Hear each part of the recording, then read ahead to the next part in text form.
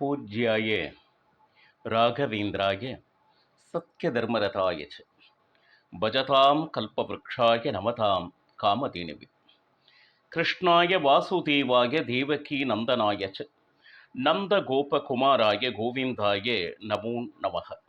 ஐந்தாவது வேதம் என்று போற்றப்படும் மகாபாரதத்தில் உள்ளடங்கிய மிக உயர்ந்த விஷயமான ஸ்ரீமத் பகவத்கீதை பார்த்து கொண்டு வருகிறோம். மூன்றாவது அத்தியாயத்தில் கர்மயோகம். காலை முதல் இரவு வரை ஏதோ ஒரு காரியங்களை நாம் செய்து கொண்டுதான் இருக்கிறோம்.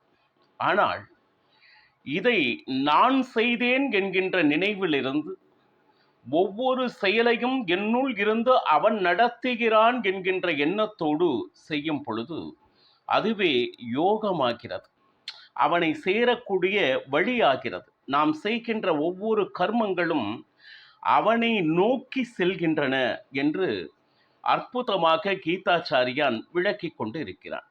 மூன்றாவது அத்தியாயத்தில் இதுவரை 18 ஸ்லோகங்கள் பார்த்திருக்கோம்.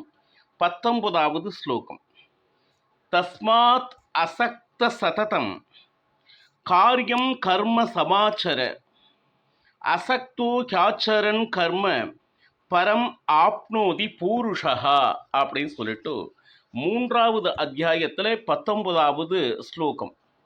எந்த ஒரு காரியம் செய்வதாக இருந்தாலும் ஒரு பலனை எதிர்பார்த்து ஒரு காரியத்தை செய்வதனால் எந்த பலனும் இல்லை. ஏன்னா அது வியாபாரமாகி விடுகிறது. இறைவா, நான் இதை செய்கிறேன், எனக்கு நீ அதை கொடு அப்படின்னா கொடுக்கல் வாங்கல் என்று தானே. எந்த பிரதிபலனும் எதிர்பார்க்காது அந்த வியாபாரத்தை இறைவனிடம் நாம் செய்யக்கூடாது. லௌகீக வாழ்க்கையில் நாம் பல நிலையில் வியாபாரத்தை தானே செய்து கொண்டிருக்கிறோம்.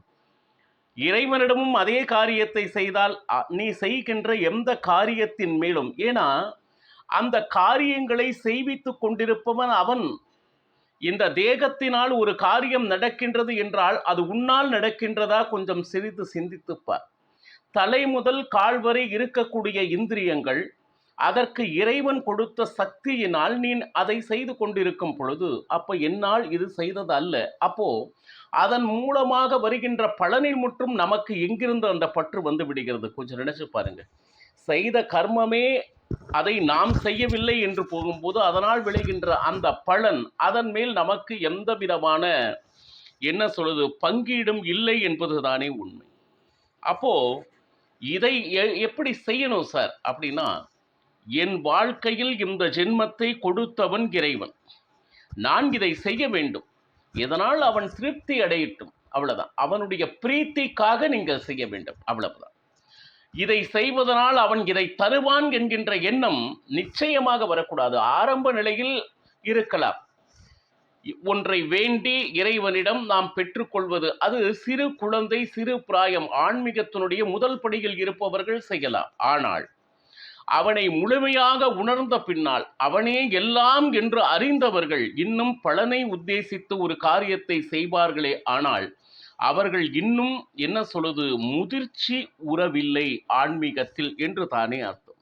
அப்போ எந்த விதமான பற்றும் இல்லாமல் பகவான் சந்தோஷப்பட வேண்டும் என்கின்ற ஒரே விஷயத்தை மனதில் வைத்துக்கொண்டு ஒரு காரியத்தை யார் ஒருவன் செய்கிறாரோ அவன் நிச்சயம் பரத்தை அடைவான், அதாவது ஸ்வர்க்கத்தை அடைகிறான். அதுல எந்த விதமான சந்தேகமும் இல்லை அப்படின்னு சொல்லிட்டு இந்த 19வது ஸ்லோகத்தில் பகவான் கிருஷ்ணன் அறிவுறுத்துகிறார்.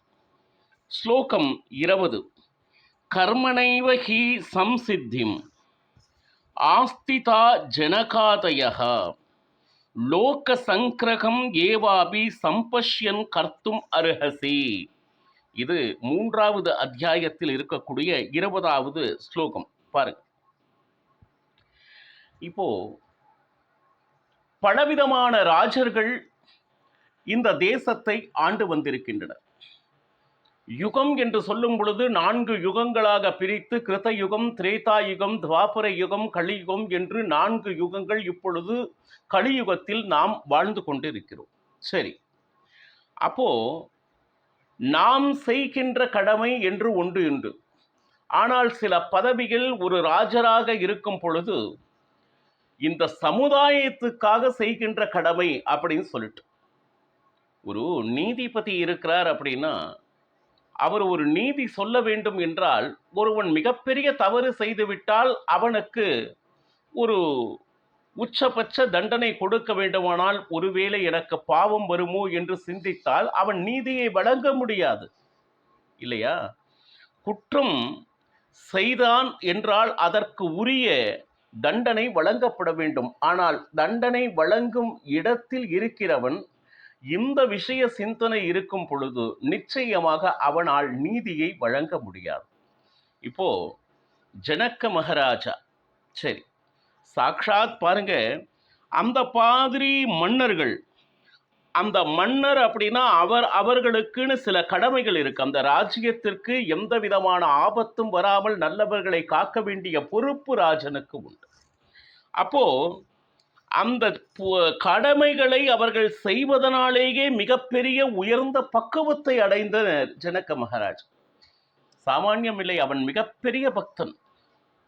பாருங்க, அவனுக்கு இறைவனுடைய மகிமைகளை கூறிக்கொண்டு இருந்தால் மெய்மறந்து அதனை கேட்டுக்கொண்டிருப்பானே தவிர வேறு எதிலையும் சிந்தை இல்லாமல் அவ்வளவு பக்குவ நிலையை அடைந்திருந்தான் ஜனக மகாராஜ்.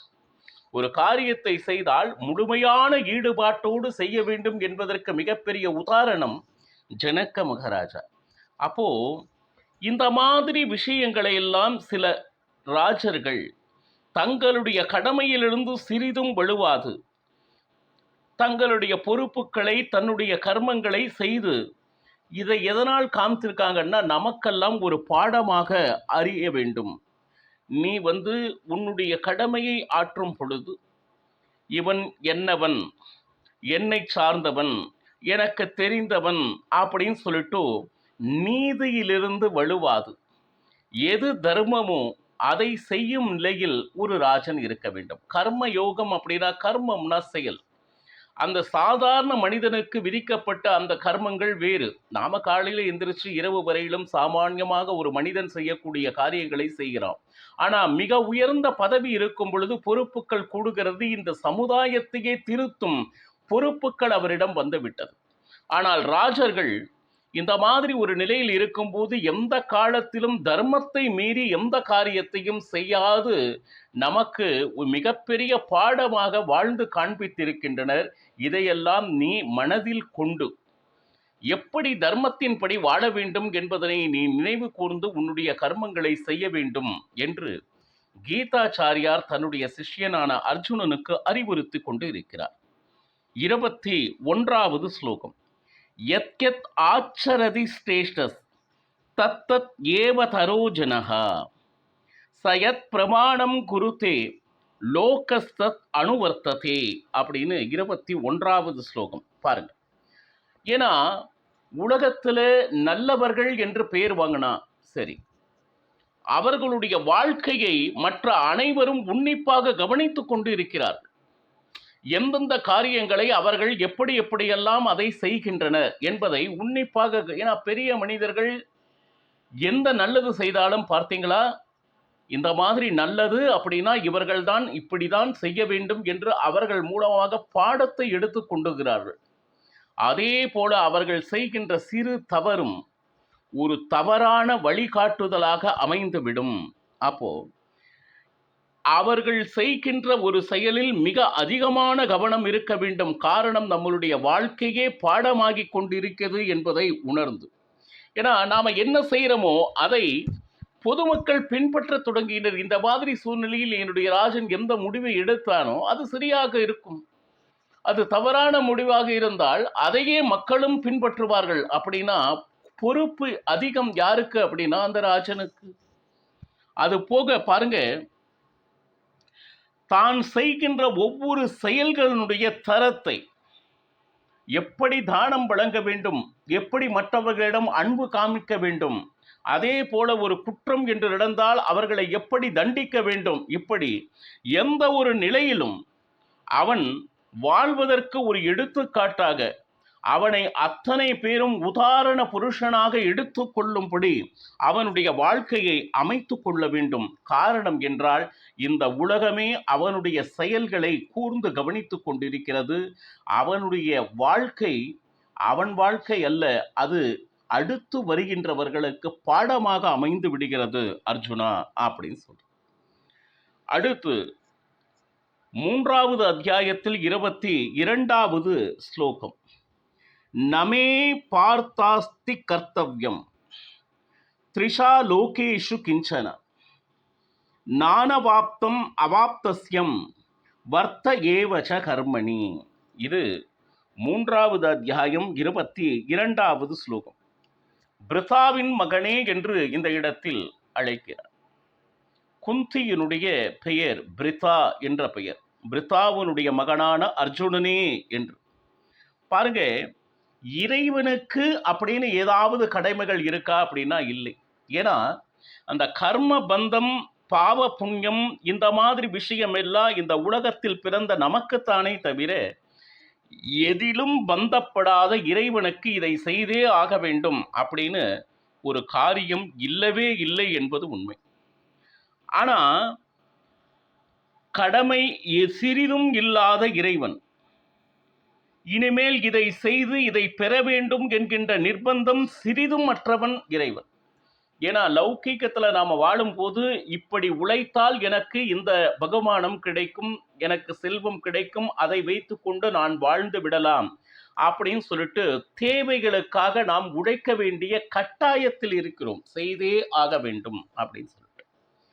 ஆனா இந்த மாதிரி நிர்பந்தங்கள், வாழ வேண்டத்துக்கு பணம் வேணும், செல்வம் வேணும், அந்த மாதிரி ஏதாச்சும் ஒண்ணு இருக்கா? ஏன்னா நமக்கு பசி, அவனுக்கு பசி தாகம் எதையும் இல்லாது அதையெல்லாம் கடந்தவனே சர்வோத்தமனான பகவான் ஸ்ரீகிருஷ்ணன்.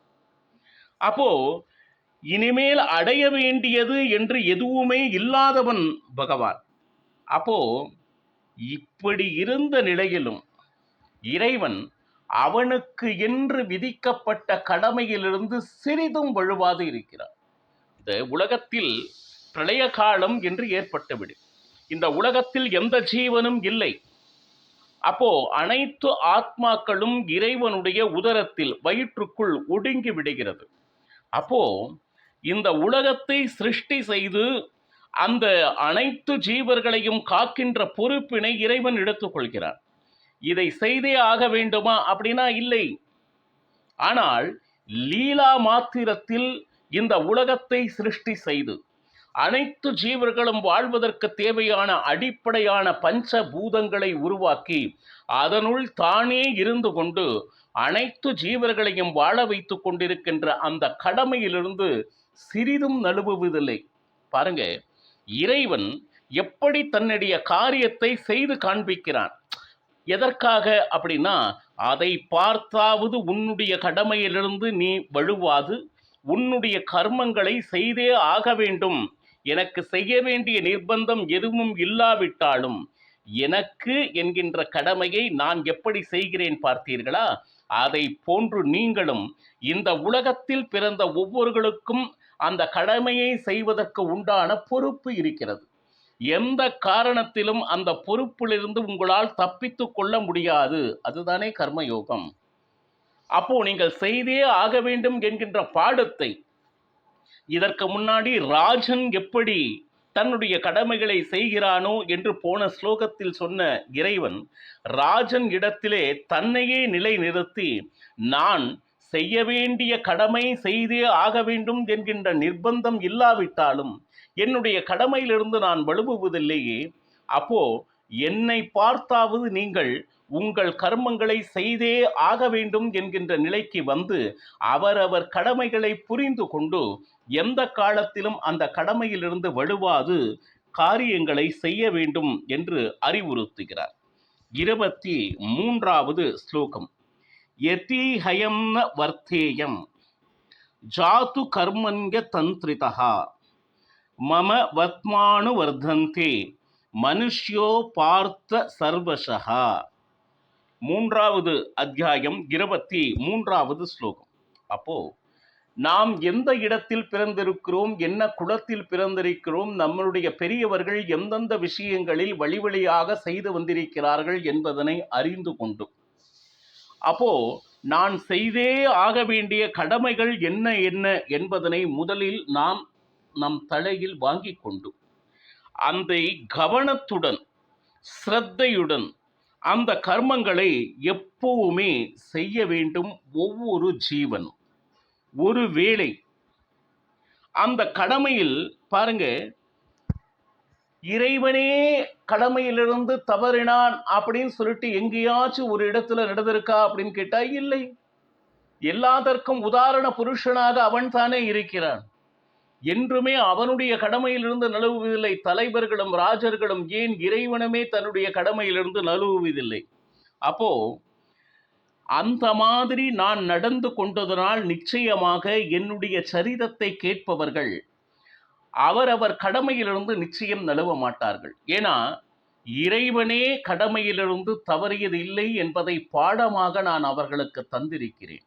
விதிக்கப்பட்ட கடமையிலிருந்து யார் ஒருவராலும் விலகி செல்ல முடியாது அர்ஜுனா அப்படின்னு சொல்லிட்டு ரொம்ப அற்புதமாக சீடனுக்கு பக்குவமாக பகவான் கிருஷ்ணன் நாம் செய்கின்ற கர்மங்களை பற்றி மிக அழகாக விவரித்துக் கொண்டிருக்கிறார். நாளையும் பருகலாம். சர்வம் ஸ்ரீ கிருஷ்ணார்ப்பணமஸ்து. ஹரே ஸ்ரீனிவாசா.